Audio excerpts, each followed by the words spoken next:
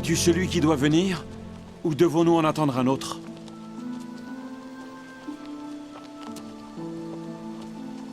Allez rapporter à Jean ce que vous entendez et ce que vous voyez. Les aveugles voient. Les boiteux marchent. Les lépreux sont purifiés. Les sourds entendent. Les morts ressuscitent. Et la bonne nouvelle est annoncée aux pauvres. Heureux celui pour qui je ne serai pas une occasion de chute.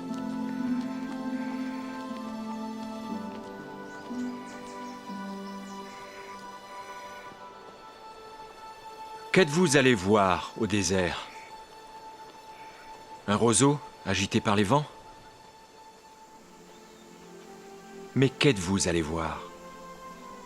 Un homme vêtu d'habits précieux?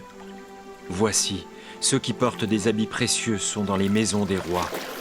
Qu'êtes-vous donc allé voir? Un prophète? Oui, vous dis-je, et plus qu'un prophète. Car c'est celui dont il est écrit: voici, j'envoie mon messager devant ta face, pour préparer ton chemin devant toi. Je vous le dis en vérité, parmi ceux qui sont nés de femmes, il n'en a point paru de plus grand que Jean-Baptiste. Et cependant, le plus petit dans le royaume des cieux est plus grand que lui. Depuis le temps de Jean-Baptiste jusqu'à présent, le royaume des cieux est forcé, et ce sont les violents qui s'en emparent.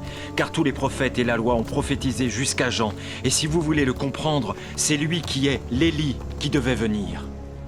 Que celui qui a des oreilles pour entendre, entende. À qui comparerai-je cette génération? Elle ressemble à des enfants assis dans des places publiques, et qui, s'adressant à d'autres enfants, disent « Nous vous avons joué de la flûte, et vous n'avez pas dansé. Nous avons chanté des complaintes, et vous ne vous êtes pas lamentés. Car Jean est venu, ne mangeant ni ne buvant, et ils disent « Il a un démon. » Le Fils de l'homme est venu, mangeant et buvant, et ils disent « C'est un mangeur et un buveur, un ami des publicains et des gens de mauvaise vie. »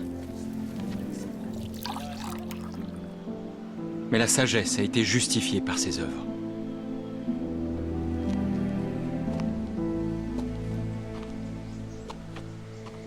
Malheur à toi, Chorazine.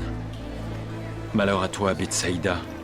Car si les miracles qui ont été faits au milieu de vous avaient été faits dans Tyr et dans Sidon, il y a longtemps qu'elle se serait repentie en prenant le sac et la cendre.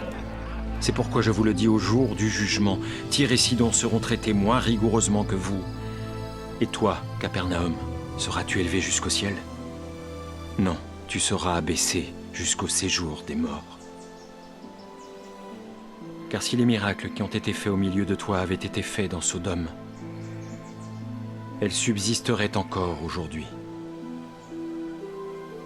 C'est pourquoi je vous le dis, au jour du jugement, le pays de Sodome sera traité moins rigoureusement que toi.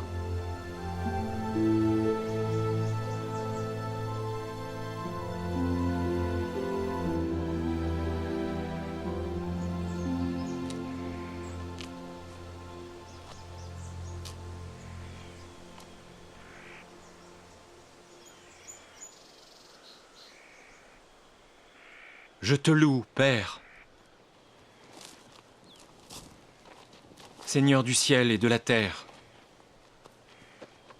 de ce que tu as caché ces choses aux sages et aux intelligents, et de ce que tu les as révélées aux enfants.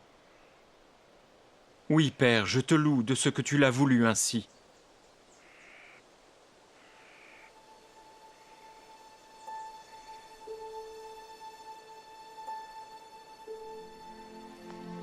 Toutes choses m'ont été données par mon Père. Et personne ne connaît le Fils si ce n'est le Père. Personne non plus ne connaît le Père si ce n'est le Fils. Et celui à qui le Fils veut le révéler. Venez à moi, vous tous qui êtes fatigués et chargés, et je vous donnerai du repos. Prenez mon joug sur vous et recevez mes instructions, car je suis doux et humble de cœur. Et vous trouverez du repos pour vos âmes. Car mon joug est doux et mon fardeau léger.